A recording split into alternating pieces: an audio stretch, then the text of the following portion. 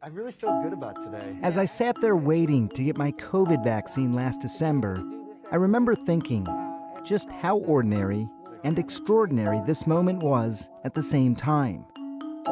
It wasn't just that the vaccine had the potential to protect you and me and end this pandemic, but also the possibility that this vaccine's technology could fundamentally change medicine.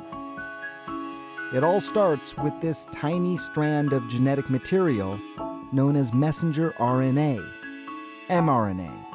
It's made in our bodies all the time, directing our cells to make different proteins.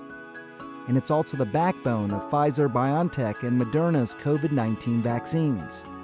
In this case, instructing our own bodies to first make the coronavirus's signature spike protein, which then in turn prompts our immune system to create antibodies to that spike protein. Think of it like this. It's essentially turning our bodies into our very own vaccine-making machines. Once you've got the sequence, it's a one-step reaction to make RNA. Dr. Drew Weissman began investigating the potential of manipulating mRNA in the mid-2000s. Back then, we were thinking of using it for vaccines, for therapeutic proteins.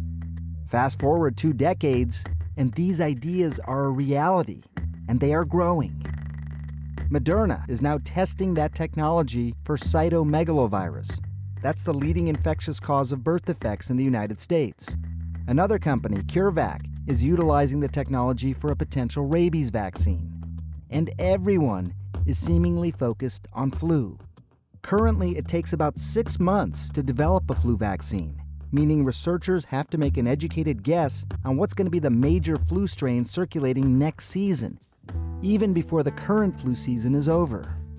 An mRNA flu vaccine could shorten that timeline to about a month. What you may not know is much of this began with a love story, the husband and wife team of Drs. Uhar Sahin and Aslam Turechi. I spoke with them months ago for my podcast, Coronavirus, Fact versus Fiction. What is the future now, do you think, of mRNA technology? It is a very versatile technology, and you can also use it to combine multiple antigens, for example, of cancer. So remember that idea of turning our bodies into vaccine-making machines? Well, they are now in the early stages of doing that for cancer. But instead of the spike protein for coronavirus, they find cell markers for an individual's cancer and essentially train the immune system to fight it. It is highly specific and very fast. It's this agility that Pfizer is also now relying on to fight potential new variants of the coronavirus. Our goal is to do it in 3 months, be able to develop a new variant, get it through production, and bring it to patients.